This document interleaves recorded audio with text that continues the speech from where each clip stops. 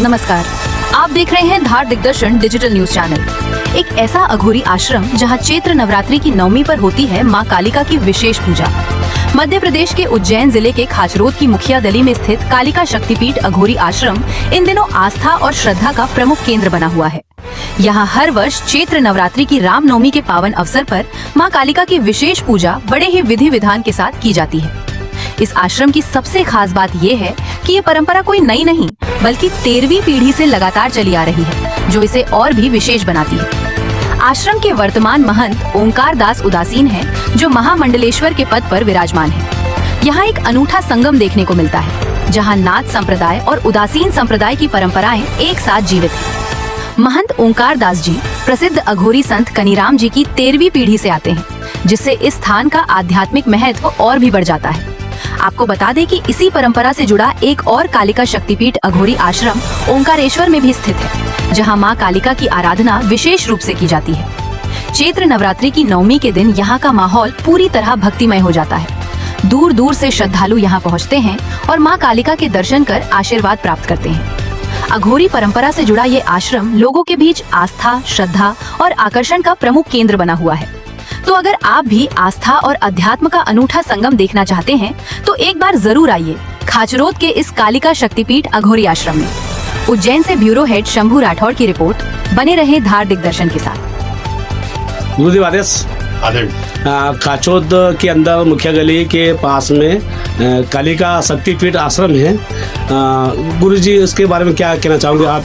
आवती धीरे धीरे माता जी बाद नवमी का दिन है, रामनवमी का दिन है, नवरात्रि का दिन है। भगवती की दया है, गुरु महाराज का आशीर्वाद है और गुरु महाराज का आदेश सदैव बना रहे, सभी पर कृपा बनी रहे।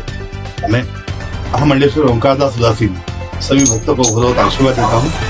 दूसरी बात ये बोलना चाहता हूँ, ये 9 देवी का साधना का दिवस चैत्र नवरात्र था, आज नवमी है इसका, रामनवमी, जो कि हमारे लिए जगत कल्याण की चीज है। इसको हमको कोटि कोटि नमन करना चाहिए। हमारे प्रभु का आज अवतरण हुआ था, इससे बेहतर आज कुछ भी नहीं हो सकता हमारे लिए। जो हमारे आराध्य है, जो हमारे सनातन धर्म के प्रणेता हैं, उनको 100 कोटि वंदन करते हैं सर्वप्रथम। दूसरी बात, कालिका शक्तिपीठ माता रानी की बहुत दया है और इतना ही बोलूंगा, इनका आशीर्वाद ही सबके लिए पर्याप्त है। खाली उनका दर्शन मात्र ही काफी होता है।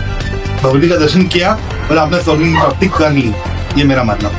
गुरुजी मैंने सुना है कि आपका भी और भी ओगड़ और अघोरी का आश्रम और भी कहाँ पे बना हुआ है? बराबर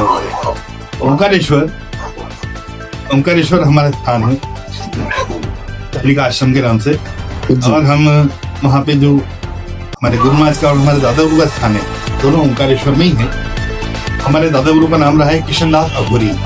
तो उस तरीके से हम संत कीनाराम, परम पूज्य संत कीनाराम जी की 13वीं पीढ़ी से आते हैं, जो अघोर के संस्थापक रहे हैं। ब्रह्म स्थान उनका काशी रहा है, वहां से उनका उद्गम और वहीं उन्होंने सब साधनाएं की हैं। हम उनकी 13वीं पीढ़ी है, हम उन्हीं के अनुसरण पे चलते हैं।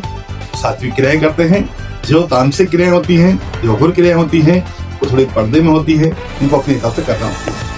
साथ ही खाचरोद, उज्जैन जिले के खाचरोद में मैं उदासीन अखाड़ा से भी हूँ। श्रीचंद मंदिर गुरुद्वारा खाचरोद में है, मैं उसका भी महंत हूँ। बड़ा उदासीन अखाड़ा से मैं महामंडलेश्वर हूँ।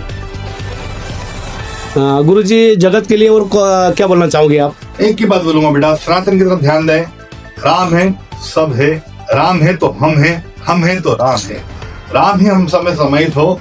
भगवती की साधना करें, देवी की साधना करें, भोलेनाथ का इष्ट रखें, इससे व्रत हो। जी गुरुजी।